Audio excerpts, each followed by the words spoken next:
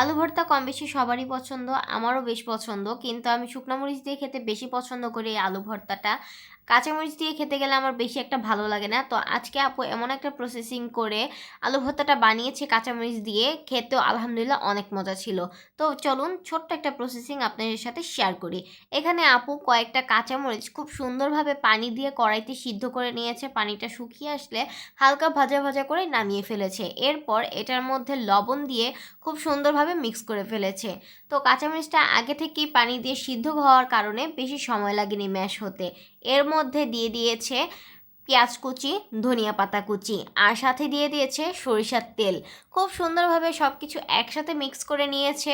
আপনারা চাইলে আচারের তেলও দিতে পারেন, আমি পরে একটু আচারের তেল অ্যাড করে দিয়েছিলাম, এটার ভিডিও ক্লিপস নিতে ভুলে গিয়েছি।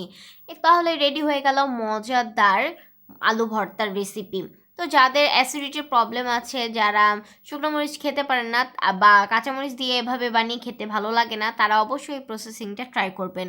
ট্রাস্ট মি গাইস, আমি এক পাশে গরুর মাংস আর আলু ভর্তা নিয়েছিলাম। আমার গরুর মাংস খাওয়ার প্রয়োজনই হয়নি, আমি আলু ভর্তা দিয়ে পুরো ভাতটা কমপ্লিট করে ফেলছি। ভিডিওটা ভালো লাগলে লাইক কমেন্ট শেয়ার করে ফেলবেন। আল্লাহ হাফেজ।